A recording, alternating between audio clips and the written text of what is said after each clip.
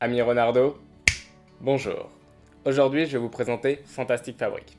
Fantastic Fabric est un engine building de 1 à 5 joueurs pour des parties d'environ 45 à 60 minutes. Dans ce jeu, vous allez réaliser une usine afin de la rendre la plus prolifique possible. Pour cela, vous allez acheter, construire et recruter afin de réaliser votre chaîne de production. Pour la mise en place, chaque joueur choisit une couleur et reçoit 4 dés associés. Les dés seront appelés ouvriers. Un plateau de siège social, une carte d'aide de jeu, un jeton métal et 2 jetons énergie, ainsi que 4 cartes de plan au hasard qui forment sa main de départ.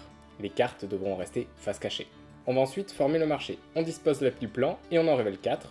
On dispose l'appli prestataire et on en révèle 4 également.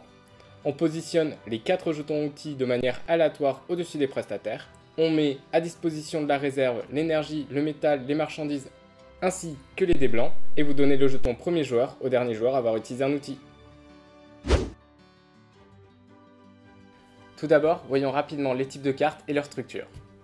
Il y a 2 sortes de cartes. Les cartes prestataires, qui sont des cartes à usage unique, et les cartes plan qui devraient être construites en payant leur coût.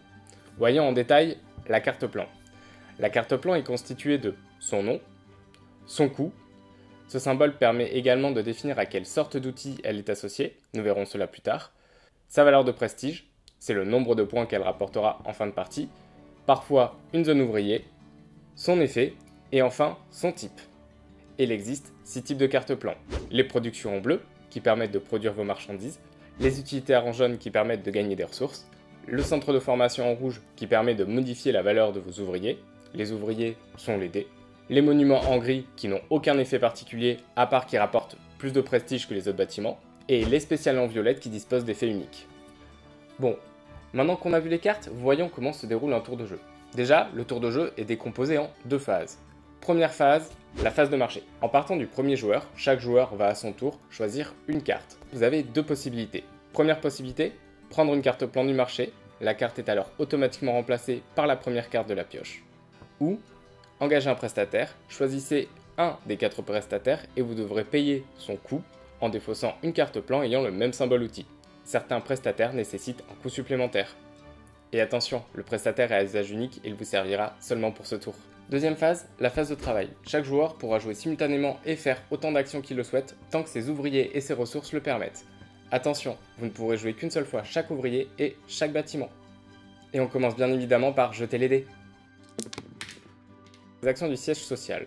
La zone de recherche. Pour chaque ouvrier placé, piochez une carte. La valeur du dé, ou de l'ouvrier, n'a aucune importance. Et si vous positionnez un double, vous piochez une carte supplémentaire. Pour un triple, vous piochez 2 cartes supplémentaires. Dans cet exemple, on piochera donc 5 cartes. Le générateur, vous pouvez y positionner que des ouvriers d'une valeur de 1, 2 ou 3. Et vous gagnez autant d'énergie que la valeur de chaque dé. Même principe si vous avez un double, vous gagnez 1 d'énergie supplémentaire et un triple, 2 d'énergie supplémentaire. Dans cet exemple, on gagnera 4 d'énergie. 3 d'énergie pour l'ouvrier d'une valeur 3 et 1 d'énergie pour l'ouvrier de valeur 1. Et enfin, la mine, vous ne pouvez y placer que des ouvriers d'une valeur de 4, 5 ou 6. Et pour chaque ouvrier, contrairement à l'énergie, vous gagnez que un seul métal. Et les doubles et les triples vous rapportent bien évidemment plus 1 et plus 2 de métaux. Dans cet exemple, on gagnera donc 3 métaux. Mais il y a également les actions activer vos cartes et construire. Construire, vous allez devoir payer son coût. Pour cela, vous allez devoir défausser une carte de plan du même type d'outil, ainsi que payer les ressources stipulées. Attention, vous ne pouvez pas avoir de bâtiment en doublon dans votre zone de jeu. Et au fur et à mesure de la partie, vous allez trouver une nouvelle façon de jouer avec vos ouvriers. Par exemple, avec l'entrepôt, pour une 3D dont la somme totale est égale à 14 ou plus, vous allez gagner 2 marchandises et 2 d'énergie. Pour la chaîne d'assemblage, il vous faudra une suite, donc 1, 2, 3, 2, 3, 4, etc., qui vous permettra de gagner 2 marchandises. Et lorsque tous les joueurs ont fini leur phase de travail, on passe le jeton premier joueur au joueur suivant et on recommence à la phase de marché. Donc vous allez jouer ces phases tour après tour jusqu'à ce qu'un joueur remplisse les conditions de fin de partie. Il y a 2 conditions de fin de partie. Premièrement, un joueur pose son 10e bâtiment. Deuxièmement, un joueur a obtenu 12 marchandises. On réalisera alors un dernier tour à la fin duquel les joueurs feront la somme de leurs points de prestige et de leurs marchandises. Le total sera le nombre de points de victoire et celui qui a le plus de points de victoire l'emportera.